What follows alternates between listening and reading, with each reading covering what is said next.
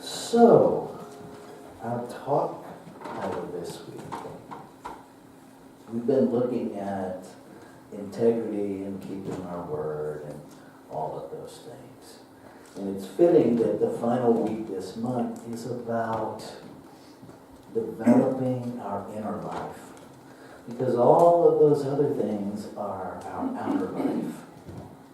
And our outer life is always a manifestation of our inner life. So how the heck do we do that? Well, in Science of Mind, we have 5 pillars that really invite us to do exactly that. The first one is meditation. Now, meditation has kind of become a household word. Ernest Holmes thought about meditation and taught meditation as contemplation. It's that getting quiet, it's that going within, and it's really a practice of contemplating and communing with that inner voice. He often taught taking a question, taking a thought into meditation so that we can really sit with it to get out of our heads and into that internal connectedness that really connects us with the truth of our being and that beautiful mind that was born within us that really informs us. So meditation is one practice. Now, I want to be really clear because I have a body that does not sit cross-legged on the floor and meditate. I suspect I could do it once and there I would be. So, until I'm ready to just meditate forever, I'm not doing that. What is important is to understand that your meditation practice is conditioning the cellular memory of your physical body.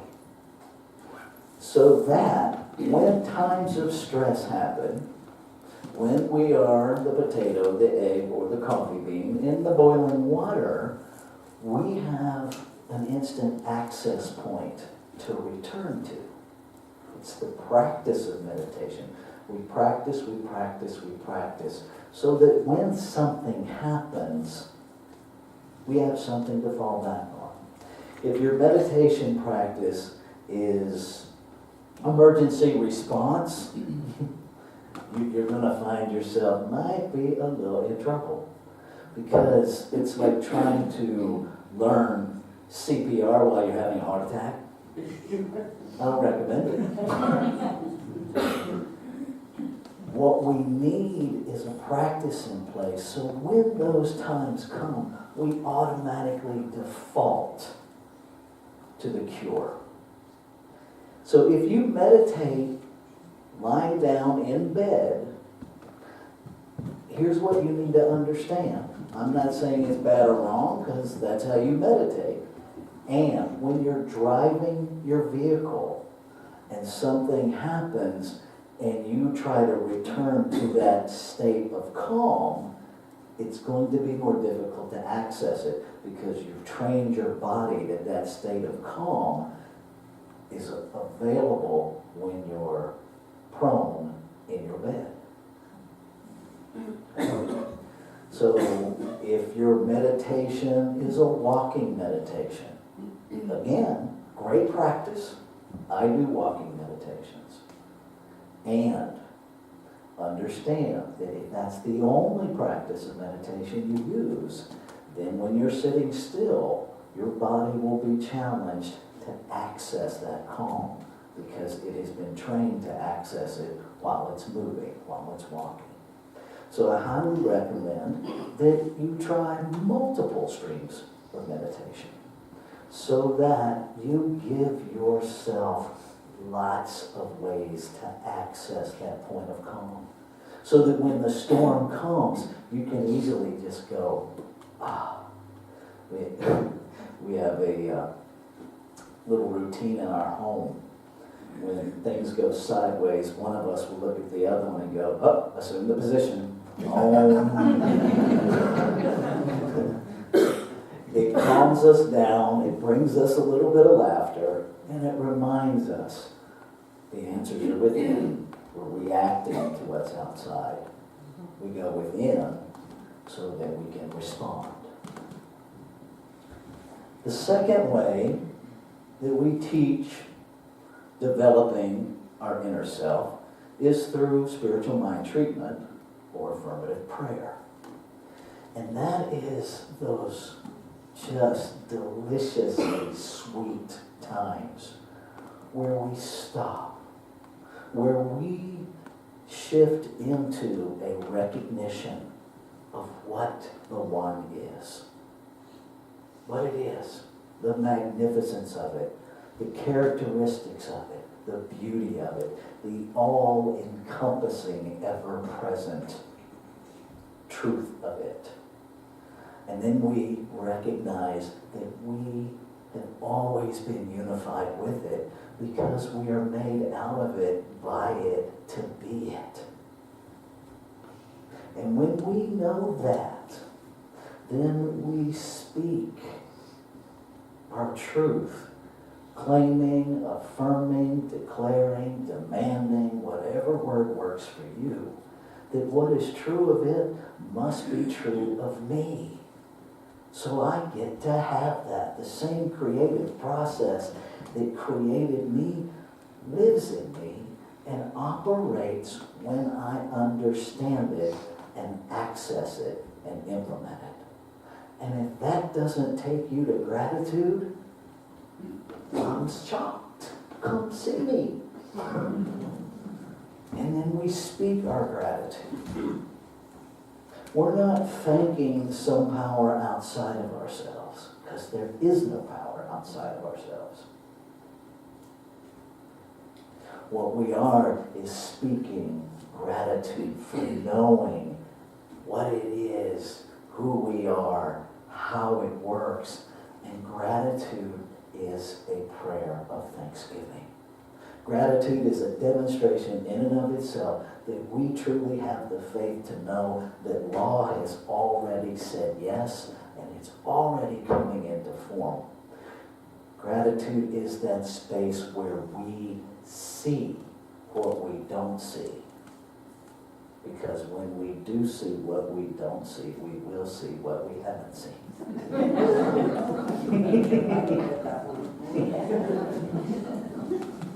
And then we let go, because there's nothing else to do. And so we release. And here's the thing about release. Most of us, when we release, we're really good at release. That's not release. That's playing catch with yourself. Release is like this. Let it go. Let go. Because it's all done. There's nothing to control. You have exercised your power of creativity, and it's done. So then you just go through life looking for where it's showing up, because it has to. It can't not manifest. Another pillar is study. Because none of us were raised in a culture where we are taught the truth of our being. Now, some of us were blessed to be raised in science of mind, so we got a taste of it, and we're still functioning on planet Earth, where you get the beauty in your home of knowing the truth of your being, and then you walk out the door. And most of what's happening in the world is bombarding us with false information about who we're not. And so we're constantly navigating that. We're constantly invited to study. Ernest Holmes, that's all he did. He studied and he studied and he studied. And our teachings are literally a synthesis of everything Ernest Holmes could get his hands on, to get his eyes on, to get his ears on. The only thing that is original to science of mind is our 5-step treatment. Everything else is universal. And that's the beauty of it. He went through and he found all of the connecting threads, the unchangeable truths. Because that's the thing about truth. It was true before, it's true now, and it will be true. It's unchangeable. And we can find that in every religion, in every philosophy, in every psychology. Is all of it true? No. All of what is in our book is no longer true. Ernest talks about the ethers. Quantum physics has proven there is no such thing. Okay. Ernest also said, and I love this about him, his openness, that someday everything I've written will find its appropriate way to the trash. Those are his words. Because he knew we have to stay open at the top and to continue to study. And as we continue to bring together science and spirituality and religion, we know more. We know Thomas Troward talked about thought grooves in our mind. Science has now proven extensively, that's called neuroplasticity, is our ability to change that. They're neural pathways. And just like we learned in Science of Mind, what gets created can get uncreated and recreated. So those neural pathways that we feel like we have always followed, first of all, that's not true. Nothing has always been anything. Nothing. Okay? Evolution made sure of that. The power is shifted. And science backs that up with the science of neuroplasticity. So it all begins to fit, and we keep learning and knowing more. The only way to continue that is to study. So whether you study here in classes, whether you take classes somewhere else, whether you study on your own, whether you do it in a book study, whether you do it with your neighbor, whether you do it with your spouse, just do it. Just study. The fourth one is seva. It's a Sanskrit word meaning selfless service. And that is really the practice of oneness. It is that place where we recognize we have ownership in everything. Just because I didn't pay for it, just because I don't have the deed to it, just because I don't have the title to it, just because it doesn't live at my house, doesn't mean I don't have ownership. And what would it be like if we engaged in sacred service, in selfless service, just walking down the street, and there's a piece of trash, and instead of walking past it, we actually picked it up and held on to it until we found the nearest trash can, and said a prayer of gratitude for whoever left it there for us to practice sacred service. That's what I did. Now it took a while because it didn't start off with bless them. It's what they. I had all kinds of judgments. I talked to them, but it wasn't prayerfully. And I wrote. Creative writing comes so naturally to all of us. We should all write books. Fiction. And if you think you don't have a creative mind for that, let your spouse or your child or someone you care about be 2 hours late without any communication. We write all kinds of stories about what happened and where they are and what they're up to. We can just as easily own the opportunity to engage in selfless service and just whisper a thank you. It's a lot less stressful. A lot less stressful. And what will change is you. Will people stop throwing trash? I don't know. Nothing in these teachings tells me I have the authority to compel anyone else to do anything. In fact, Ernest Holmes is really clear that we don't have that authority. But what I do know is that when I change how I show up, people have to change in response. It's just like if you walk into a room that's 30 degrees, your body is going to respond differently than if you walk into a room that's 100 degrees. Okay? People have to respond differently to the environment that we create. Selfless service creates that environment.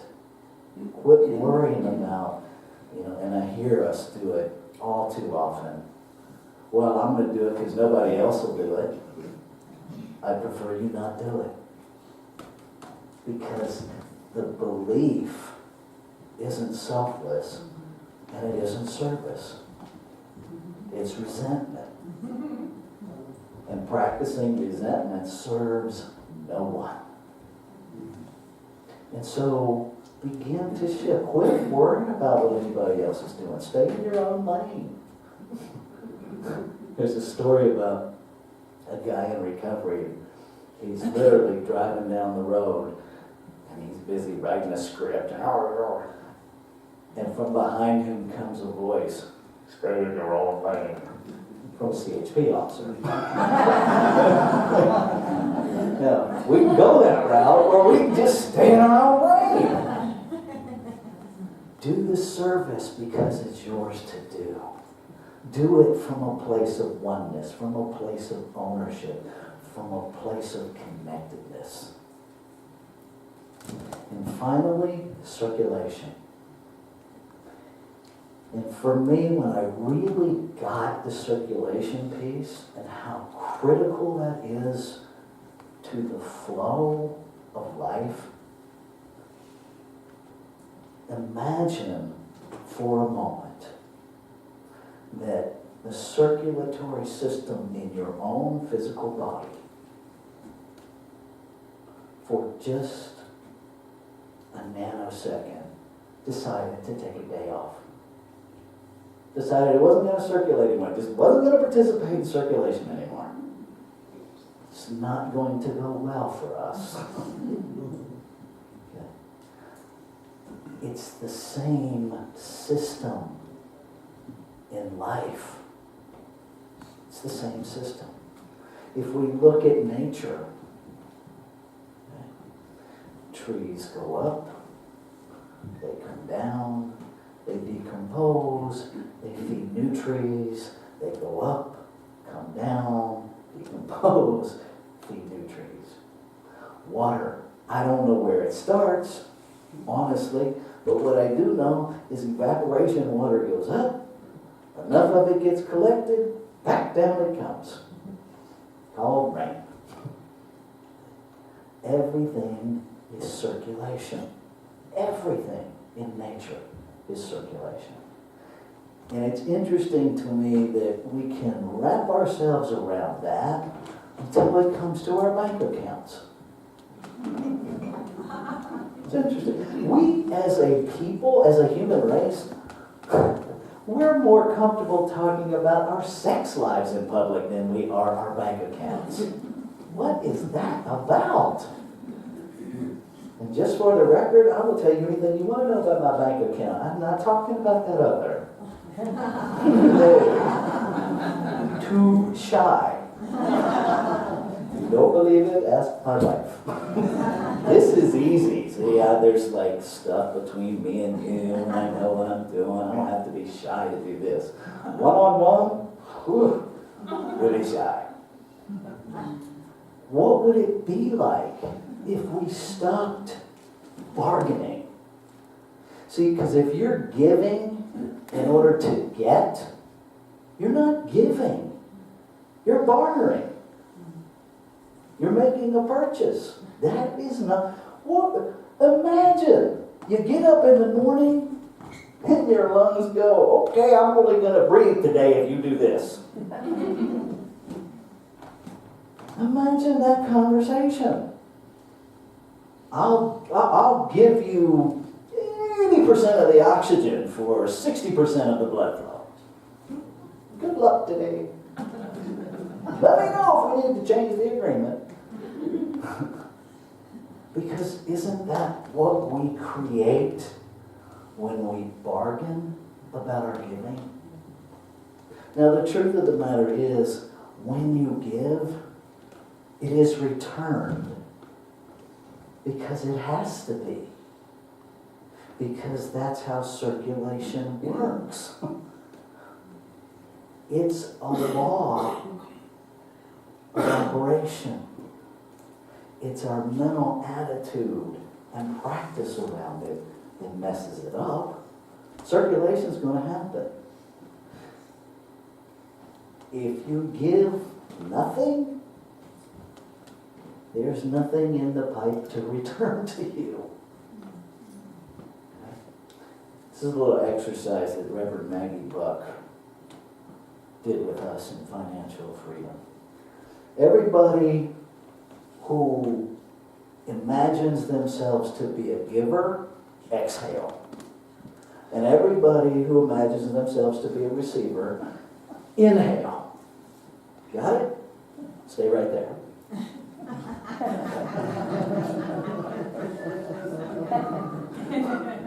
Eventually you have to do the other. See, I could tell the ones who actually did it because they were like, take in all that you want, but eventually you have to breathe out. You can exhale. Eventually you have to breathe in or game over. I share that because it is the most visceral experience of circulation that I've ever had.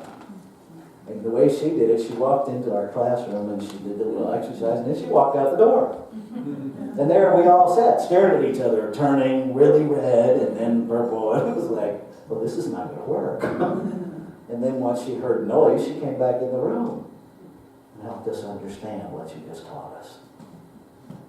Circulation is a law. It doesn't mean you give something you don't have, but it does mean that we consciously participate in the flow of circulation where we are. And what I can tell you from my own experience is the more I participate in circulation, the more flow happens. Okay? It's kind of like the creek down at the bottom of the hill at our house.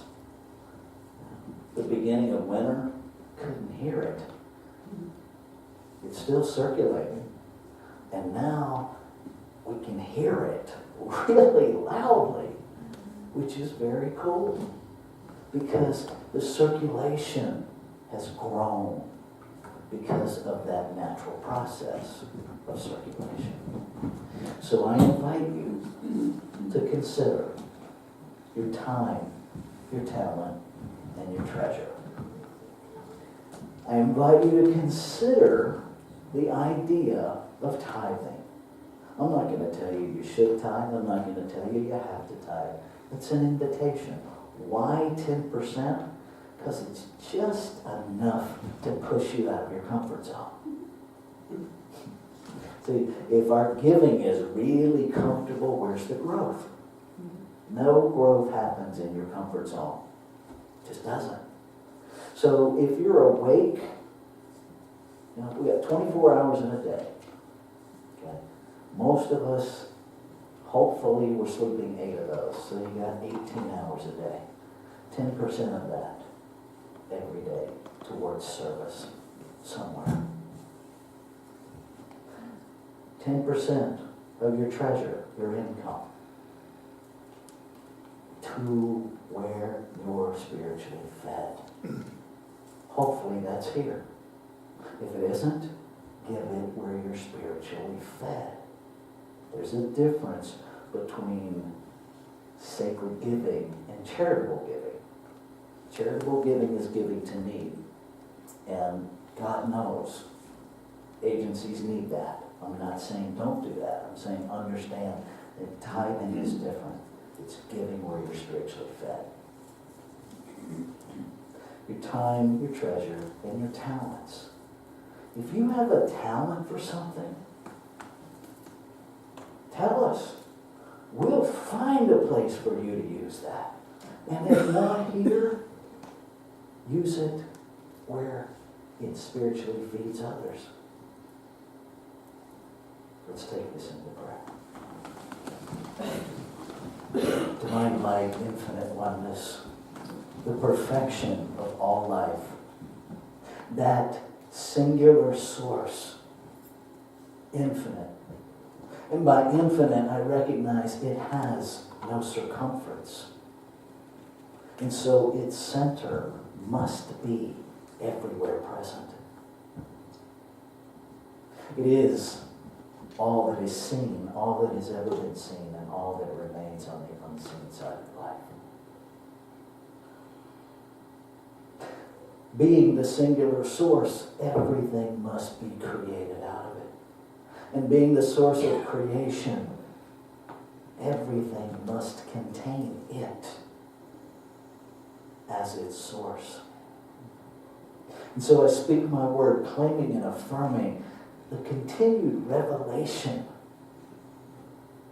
of who we each are in our consciousness and our level as we continue to grow and evolve and become the very truth of who we have always been in actual form and being.